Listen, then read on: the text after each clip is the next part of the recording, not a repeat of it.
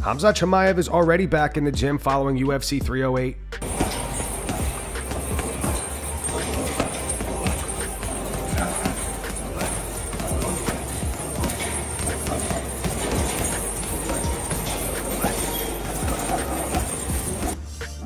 Jamahal Hill breaks down why he believes Ilia Topuria is the fighter of the year and not Alex Pereira. The previous, arguably, guy that he's trying to wrestle the GOAT status from in Max Holloway was the second dude. He's knocked both of these dudes out in this year. You know what I mean? That's like, come on. Like, no, nothing against Alex. Like, he beat me. He's beaten what? He beat 2 champions. So he beat me. But he beat me coming off injury. I was coming off of a year layoff. You know what I'm saying? So there is like, regardless of how much love somebody, there is still that's still a thing. You know what I mean? He beat Yuri. He had already beaten Yuri before, and then he beat number 8. You feel me? Ilia had never faced either one of these guys, and what he did to both of these guys had never been done. Man, I ain't never been knocked out. I ain't never been dropped. I know like that, you know what I'm saying? But still though, these guys have accomplished more, had accomplished more in their weight classes and as champions that I had, or myself, or Yuri has. And he fought number 8, you know what I'm saying? Like, yeah, so I really think that Ilia should heavily be now the front runner for fighter of the year. Yeah, bro. Congratulations, dog. Congratulations. I still need my Georgian wine, bro. Aljamain Sterling discusses a possible fight against Ilia Topuria. If I were to fight him, you know, God willing, inshallah, I beat Mosar, and I do get the crack. I do think I have a great style to neutralize his offense. Because, bro, most of these guys are striking with him. I ain't doing that, bro. I ain't doing that. We sitting there looking for our takedown, and then we're going to have to make it a grappling match. You know, I'm trying to get the dub. I'm not trying to get my head and my brain sent to the next dimension again. I'm good on that. But I think it's cool that people were even mentioning that. I didn't even see that tweet yet. So hopefully Jake can actually find that. But I think that would be a crazy match for multiple reasons. One, obviously, because Merab and I are boys. Merab is also boys with Ilia, so I don't know what that turns into, right? But I'm not even trying to put that negative energy in the air. I don't know. I just don't know. But thankfully, I don't have to worry about that anytime soon. I got one other tough opponent in front of me, and then we kind of go from there. Henry Cejudo changes his take on Alex Pereira. Henry has been saying that Alex needs to prove himself against Magomed Ankalaev. After Ankalaev's win over Alexander Rakic this weekend, Henry has changed his mind. I'm changing my vote, and I do believe that Alex Pereira gets his victory against Ankalaev. I don't know if I like you changing your vote, Henry. I don't know if I like that. I think I need you to keep that vote. I need you to hold on to that, because for so long it's been, oh, when he goes up and gets a wrestler like Ankalaev, when he goes up and wrestler like Ankalaev. But he's not going to use it. You're right. He doesn't use it. I figured he was going to attempt to take down against Rakic. He did use it against the Polish Power. He didn't change levels one time in this last fight. Not even a fake. And you're in trouble because your kick defense is not that good, dude. And I just tell it how I feel like it is. And yeah, 100%. Am I wrong, dude? I called some big fights where I called it down to a T. Belal being one of them. You know, Jon Jones on the strategy with Cyril Gane, like so much. I got to see it how it is. I try to break fights down to as honest as I could take it. So that being said, I can see Pereira beating him. I really can. But you know what? From Magomed Ankalaev, which I think he's a fantastic fighter, he could be playing us all. He could be playing us all. I do know he can grapple. I've seen him grapple at Extreme Couture. He could be playing us all and doing this, and he gets in the fight with Alex Pereira, takes him down and submits him. So listen, he's got grappling. I'm not going to say that he doesn't. He definitely has grappling. Daniel Cormier believes Khamzat Chimaev has earned a title shot after beating Robert Whittaker. DC says he would be worried if he was Sean Strickland. Khamzat Chimaev earned himself a title shot, or at least he should have. He submitted Robert Whittaker in the first round. Went across the octagon, double-legged him, took him down, choked him, and broke his jaw. With a squeeze from a rear naked choke. It was nuts. to see him do that to a guy that once again was the generation before him, was one of the guys. Robert Whittaker for a long time has been one of the guys. He wasn't the champion. He was ranked number 1 or number 2. Chimaev's ranked 12 right now. He went and beat him in the first round. And if you're Sean Strickland, that result worries you. Why? Because Mick Maynard's sitting right next to me, jumps up, runs to Dana. They start talking with Hunter.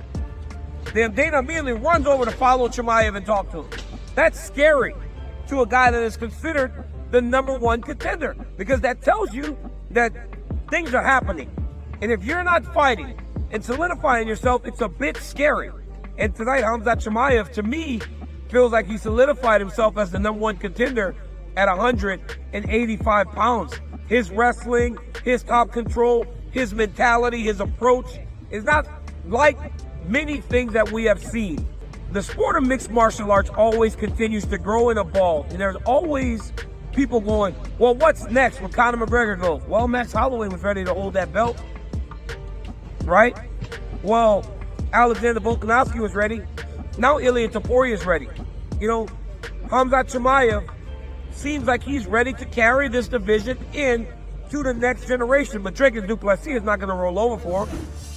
Sean O'Malley and Tim Welch give their reactions to Ilia Topuria's victory over Max Holloway. Both have very high praise for Ilia, and they also think Max was doing well up until the KO. Wow. What'd you think? Ilia's just like, he's So not the short. type So good. to, I wonder if we'll ever see him switch stances. Probably not. He's just mastered that orthodox boxing style so sharp. His defense is so good. He doesn't load up on his punches. His punches are so explosive and snappy, and they come back to his face. And if he gets you on the wall, if he... Max was doing a good job 2 steps back, then circling. He was doing a good job until he got caught with that right hand. Then he sat up against the cage and tried to throw with him a little bit, but He kind of was starting to take off a little bit. Max was making him guess, Max was doing stomping. good. He was doing really good. God, dude, that fight. I'm so glad it played out a few rounds though. Yeah. Regardless of the outcome, like I would have liked to see Max win. Not necessarily. I think it's fun to watch Ilia knock out Volk, knock out Max, be this superstar. But I'm glad it was able to play out a few rounds instead of just be like a first round knockout, because it was fun. Max made it a fight. Max, I thought, was kind of like you said, taking over a little bit, landing good shots. The volume was, it was weird. They said it was like 200 punches thrown in the second round, but I feel like that stat had to have been off when they announced that, because I was like, didn't seem like Max threw that much in the first 3 minutes of the fight. But it was, yeah, Ilia was doing good. He was countering his jab really well. And I think they knew that. Such a sick fight. Has Max ever been taken down that easy? That was just the smoothest entry from Ilia. Nice. Shot in there, locked his hands right away, and finished. Took him down with ease. Max got up too with ease. Not with ease, but he got up pretty. I mean, that was impressive. Michael Bisping says with the way Khamzat Chimaev beat Robert Whittaker, it must have made Kamaru Usman feel good. As you guys know, Usman fought Khamzat on short notice back in October of 2023, and many people argue that Usman would have won the fight if it were 5 rounds. Bisping actually thinks the UFC is justified to give Usman a title shot now against Belal Muhammad. But he's just so strong and so explosive. So when you combine good technique with ridiculous power, it's just going to work. Now, let's talk, I mean, Robert Whittaker, number 1. No one ever does that to Whittaker. Nobody. And you know, somewhere, Kamaru Usman's smiling right now. Because he did that to Usman, but he survived and then arguably won rounds 2 and 3. So I think that sets the stage for Usman versus Belal. You know, do Usman versus Belal, because that proves that Usman ain't done yet. Usman stepped up on short notice. Anyway, nobody's done that to Whittaker. Right? And Whittaker's extremely experienced, been in there with Yoel Romero, Israel Adesanya, you name it, he's been in there with all of them. And to get his hands around his face and to just crush it like that, that is the most ridiculous power ever. Jamahal Hill has an extremely difficult time getting RockTape off his leg. No,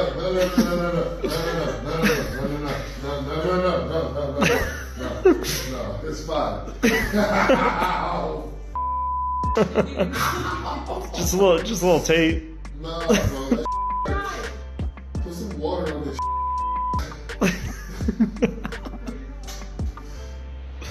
Lord. Stop.